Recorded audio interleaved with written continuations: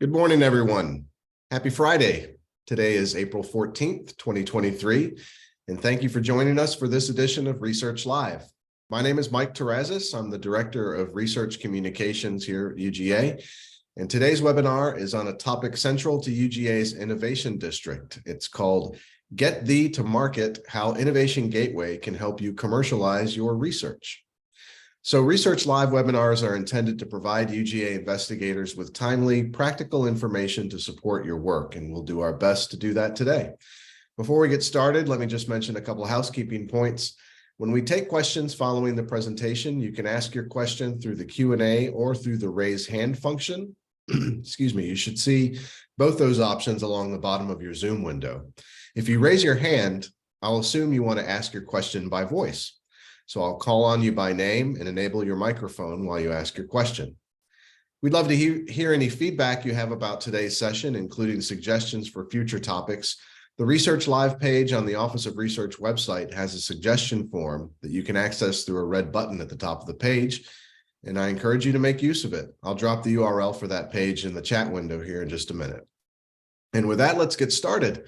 So let me introduce our presenters today. We've got Christy Anderson, Associate Director for Startups, Boyce Clark, Assistant Director for Licensing, Monica Williams, Pipeline Program Manager, and Brandon Ward, PR Specialist, all of them in Innovation Gateway. Boyce, I'll hand it over to you. Thank you, Mike. Good morning, everyone. I appreciate your time. So as Mike had mentioned, the Innovation Gateway is part of the overarching Innovation District. And what we do at the Gateway, being part of the Office of Research, is our mission is to move UGA inventions to the marketplace. So taking university research and getting it to market so that it can have the most societal impact. A key element of this process is securing intellectual property rights, either with patents, trademarks, copyrights, things like this that will protect those inventions and IP products along the way. And then at that point, we look for commercial partners to license these products to in order to then kind of take it to its full societal impact and full market potential. In some cases, a faculty member or an inventor may choose to have their own startup and have the business themselves, and Christy will talk about that a bit more. But UGA has had success in research commercialization with over 1,000 products taken to market, and currently over 250 companies based on UGA research. UGA is ranked as in the top 5 among U.S. universities for this. And in fact, the last 7 years, we have been ranked #1 or #2 for taking products to the market. And that's an amazing statistic and something we're all very proud of. Next slide. These are some examples of products and companies that kind of reflect the wide breadth of range and research areas for products and companies that emerge from UGA research. So under biomedical, we have products like Conuma, which is a therapeutic for genetic disorders. We have Restasis, the first ever FDA-approved product for dry eyes. Under animal health, we've got products that include multiple poultry vaccines. These support the protection of our state's $22 billion a year poultry industry. Under engineering and software, we've got remediation technologies as well as softwares that help schools to manage grades and registration of students. And then in our ag, biotech, and plant cultivar section, this is where the benefit of the agricultural industry in Georgia and around the world with things like turf grass, our proprietary product TIF-Tuff there on the far right, you'll see that's actually planted all across the world, including at the Sydney Opera House in Australia. So blueberries, peanuts, hydrangeas, other things are also a huge part of the intellectual property portfolio for the university. Next slide. So what we do at the Innovation Gateway, the Gateway is broken up into the licensing side and the startup side. But here on licensing, what we do is work with faculty and inventors to evaluate new inventions. So if an inventor, a faculty feels like they've come across some research that is new, novel, and could have a commercial impact, we'll evaluate it for its patentability and commercial potential. Then formulate an IP protection strategy, whether that be seeking a patent, a trademark, or a copyright, or in some cases, all of those to protect it. And then work to try to market this and find industrial partners who could take that technology and take it to the next level. We also help faculty and staff to consult and educate on IP and innovation matters. So maybe that's reviewing an IP clause in a non-disclosure statement, agreement that you're working with a company, or helping with sponsored research to make sure that any contribution UGA faculty and staff have is protected. Here at the Gateway in 2020, we developed the Georgia Startup License. It's been a very innovative and great product because it's a streamlined license. It's non-negotiable. It allows us to very quickly interact and license technologies to industry or to startups without a lot of the negotiation and the back and forth. Here in the Gateway, we will also support and help you to negotiate material transfers, confidentiality agreements, data use agreements, basically any kind of contracts that you may be interacting with an outside party. We can take care of that for you. And much more. Again, anything associated with innovation, contracts, and intellectual property, you can reach out to us and we can help you with this. And as I like to often say, you can never reach out to us too soon, but you can definitely reach out to us too late. So if you have something you feel is novel and new, please reach out to us prior to presenting at a conference, to publishing in a paper, because in that case, it will severely limit the patentability or the IP protection for things. So give us a call. We can work with you and answer your questions for that. I'll pass that to Christy.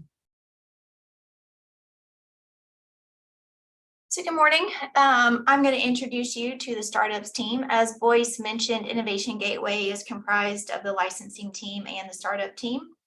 For those of you that may have visited the Innovation Hub, I'm sure you've seen our family portraits we have up on the wall. So we've got some new faces I'd like to introduce you to. In this photo up at the back, we've got Jessica, Brandon, Kevin, Maria, Allison, Dan, myself, Monica, Ian, Jenny, and Patrick. Those new faces that I was speaking of, we have Patrick up at the front. He is a student worker who has worked with us this semester, mainly helping Brandon with photography and creating videos. Congrats to him, but sadly for us, he graduates in May, so we'll miss him a lot. We have Monica that joined our team in December from the president's office. She manages our pipeline of startup projects, and we'll speak more to that in just a few minutes. We also have Maria that joined our team most recently in February. She works with Ian and I in the Innovation Hub as an administrative associate. My role expanded as well this past fall, and now I work as the Associate Director of Startups and Innovation District Programming. Next. So as Boyce mentioned, Innovation Gateway houses the licensing team and the startup team, and we are co-located in Terrell Hall and the Delta Innovation Hub, and we serve as one of the core programs in the UGA Innovation District Initiative. So what we do here in the Innovation Hub, we do a lot of support for UGA campus members as well as community startup efforts. We do a lot of signposting for other core programs as well. So if an undergrad were to come in the building, we would send them down the street to ENTR in Studio 225. Small businesses that come into the building that are looking for support, we send to folks like Mike Myers at the Small Business Development Center. We also host classes here for experiential learning and New Media Institute. So those are the types of supports that we offer here. In addition to some of the programming that we offer in this building, I'll just mention a few. We offer the Truist Funded Innovation Bootcamp, which is our entrepreneurial on-ramp. We target groups that are underrepresented in our pipeline of projects, and we seek to educate them based on their specific needs. We just finished up our 7th cohort of boot camp participants, and we had more applicants this past semester than what we have ever had before. We have served several audiences, including faculty, students, and community, and we have ranged in topics from female entrepreneurs, computer scientists, musicians. Recently, we just finished this semester a cohort for entrepreneurs of color. In the fall, we will kick off our 8th cohort, and that will be targeting folks in the hospitality industry. The next program I'd like to mention is our customer discovery program that's funded through the NSF I-Corps. We use this platform to allow participants an opportunity to learn more about their potential target audience. Participants are given a budget of up to $5,000 to learn about who their customers really are. For example, if a participant is interested in something and they find a conference that they can travel to related to their idea or potential product, then we can offer that budget to allow them to do that sort of travel. We've noticed while doing this that all of the teams, and there's been upwards of about 140 teams that have participated in I-Corps, all of those that have gone through this program have changed or pivoted from their original idea. So it's proving to be a very beneficial tool and a cost-saving measure for those who really do their homework while they're participating in this program. We also offer some additional dynamic programming that supports folks in our ecosystem. For example, I'll just mention a few. Ian teaches a pitch training seminar at the beginning of each semester. This has been very well attended, and we've gotten a lot of positive feedback from those who have participated. We follow pitch training with a pitch competition, and actually we just finished that this week. We had pretty good attendance. We had 9 folks that pitched their ideas. The top winner walked away with $2,000. And in the fall, we do an investor showcase. These types of events allow the teams or the people participating the opportunity to pitch in front of judges and investors to get some real feedback. Another type of program that we offer for those that are looking to learn a little bit more about themselves and how to communicate with others, my coworker Allison and I facilitate a Real Colors personality assessment each semester. So a few other resources I would like to mention are our coaching and mentoring services. Currently, we have 2 mentors on roster, B. Brown and Ravi Sinha. B and Ravi are local, and they support boot camp and I-Corps participants, as well as many other folks that are in our startup pipeline. We have other mentors, about 40 located across the nation, that assist our various startups through their journey in the pipeline, and we are in the process of expanding those mentor offerings. In the fall, we're happy to be participating or partnering with Willow Tracy from UGA's Law Clinic to provide legal coaching for those that are going through our pipeline. All of our mentors and those on staff here within the startups and licensing side of things are available and ready to help you to determine if your idea is worth moving forward, if you're needing to pivot, or if you're needing to find additional funding sources. So moving into funding, the most common resources that are used by those coming through our pipeline are GRA, FAST, and SBIR, STTR. A little bit about those. GRA is Georgia Research Alliance, and they have funds that are available to teams that have university IP, and they can be awarded up to $50,000 in their phase 1 with more money available in further phases. We also have the FAST grant. This grant is available for anyone in the state of Georgia, not just those at UGA, who may be applying for an SBIR grant. This allows $2,450 towards paying for a professional grant writing consultant to assist in creating your SBIR application. The unique thing about this grant writer is that they will continue to provide assistance until you're awarded. We also have SBIR and STTR. These grants are from most federal agencies like the NSF, NIH, and USDA. This grant is for funding an official company, and some of the money can also pass through to your academic lab. Let's see. And then the last thing I'm going to talk about right now, we have approximately 30,000 square feet of incubator space in multiple buildings across campus. We have shared and independent space for any stage of development you are at. We have wet labs, we have dry labs, we have office space, and we have those spaces available in many locations, including CAGT, Riverbend North and Riverbend South, Animal and Dairy Sciences, as well as we currently have 5 tenants that are renting offices here in the Delta Innovation Hub. We have Infrared RX, which is a non-invasive diagnostics tool using infrared lasers. We have CERT, also known as Can I Recycle This, which is a sustainability recycling platform. Dallin has recently been brought in to partner with College of Ag and Environmental Sciences and VetMed to test a bee vaccine that they formulated. We also have F7 Distillery, which is a filmmaker, and EnduraVax, which is a vaccine company. So essentially, we're here to offer resources for these companies as well as others that come through our pipeline and send them down the road that they may need for their next appropriate path. With that, I'm going to turn this over to Monica, who will talk a lot more about our startup pipeline. All right, good morning. My name is Monica Williams, and I am the Pipeline Program Manager for Innovation Gateway Startups. And over the past few years, we have significantly expanded Innovation Gateway support for our startup companies.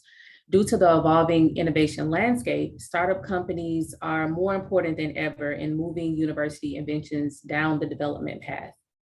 We offer assistance throughout the startup process, which we track in 4 stages that are listed: exploration, evaluation, development, and scale up.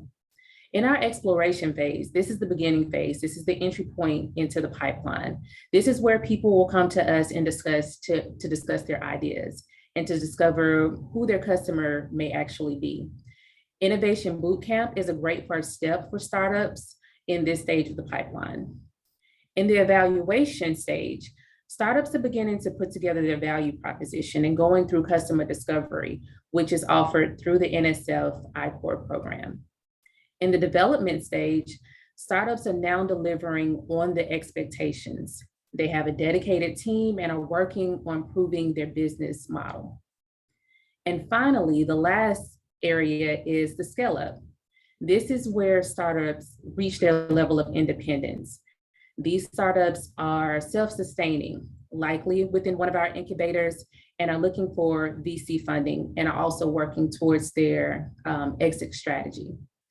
This increased emphasis on startup support has facilitated dramatic growth in our startup pipeline, which has doubled over the last 5 years, from 62 startup projects to now more than 150. This momentum continued in FY23, with over 40 new startup projects entering the pipeline.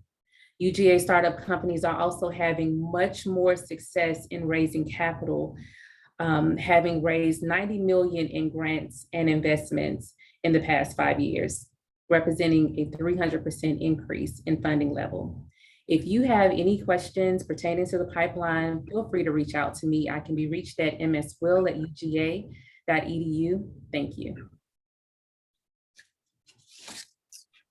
This is Boyce Clark again. I'll take up here. So the workflow here at Innovation Gateway has a lot of moving parts to it, both the initial technology evaluation, market research, then if we choose that it's going to seek IP protection, we've got patent prosecution, moving through that, then to marketing and license negotiation and licensing of the product. So there's a lot of opportunities here where we can take graduate students and law school students who want to learn about this, and they come in and assist us with things like prior art searches to find out if the technology really is novel or if there's other people in the world doing it.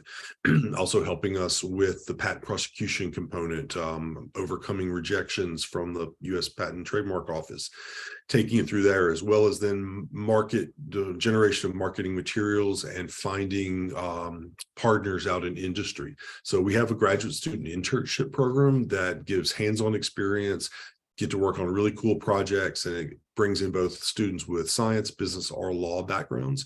We have both volunteer options and ones through UGA Law where you can get class credit for it.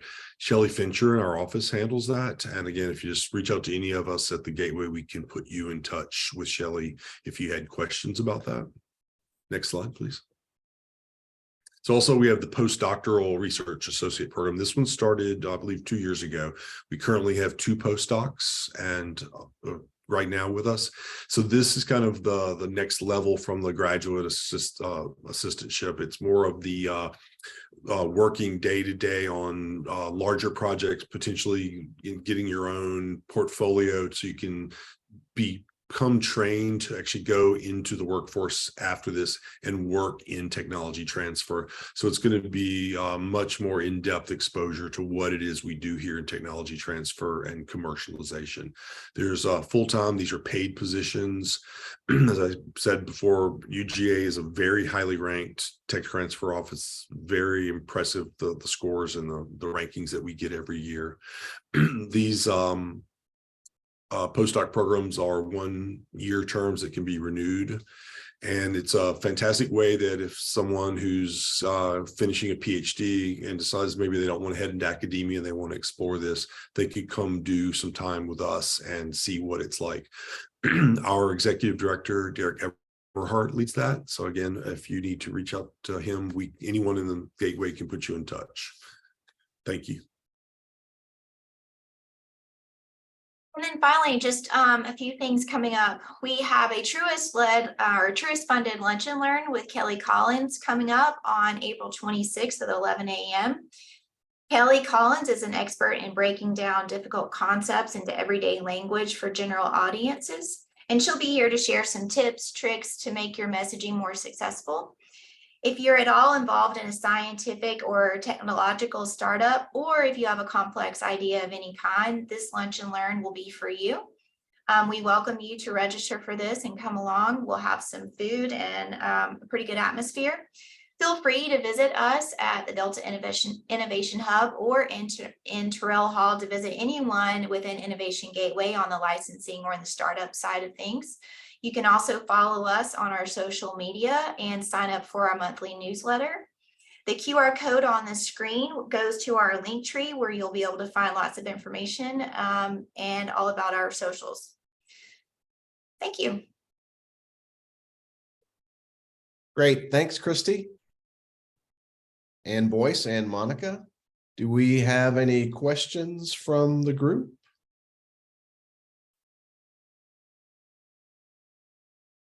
Let's see, here's a question coming in.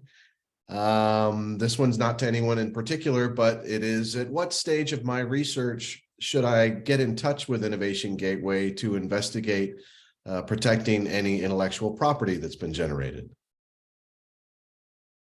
I'll take that one, Mike. As I mentioned before, it's never too soon for you to reach out to us to evaluate if your technology is patentable or protectable, but there's definitely a too late. What that means is that if you present at a conference, if you publish, if you publicly disclose your new novel invention, you will lose the ability to patent everywhere in the world except for the United States, Canada, and Australia. So that can be a pretty devastating blow to the successful commercialization of technology. So it's best that if you are working on something and you feel like this is something new and novel and inventive and has the potential to be commercialized, please reach out to us. We're kind of 3 different groups here. There's a plants team, a life sciences team, and then I run the engineering and physical sciences team. Whichever the appropriate person is, will work with you and take a look at it. And if you're about to present in the next week or 2, we can, if appropriate, go ahead and file a provisional patent application prior to that so that your idea and your technology are protected before you release it to the world. Great. Thanks, Boyce. Another question. I am really interested in participating in Innovation Bootcamp. How do I sign up? Yes, so we have another boot camp that will be starting in the fall, and Allison Hester is our program manager for boot camp. She will put out some PR and marketing stuff with Brandon's help on that, and it will come through our newsletters. You can find information about that on our socials as well as that QR code.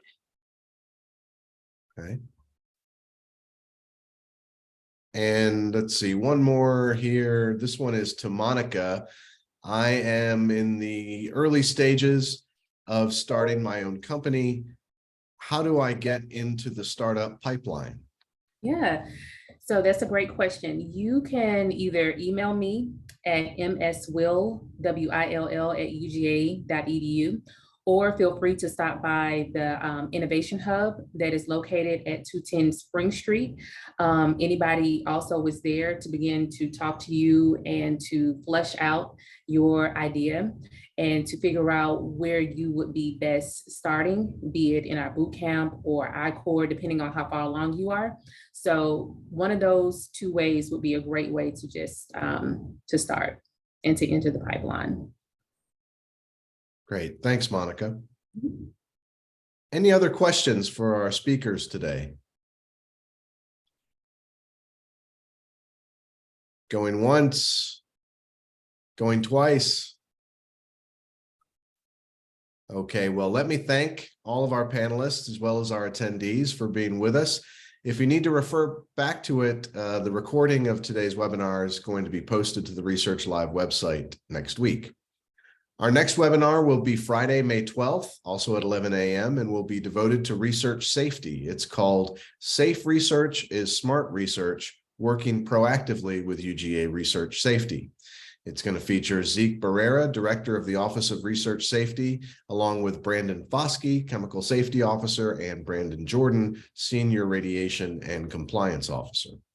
For more information about that one or the other webinars we've had this spring, just go to the Research Live website. You can see recorded videos of all our past events as well as everything that's coming up. So on behalf of the Office of Research, thanks for being with us today, and we hope to see you again soon. Have a great weekend. Bye-bye.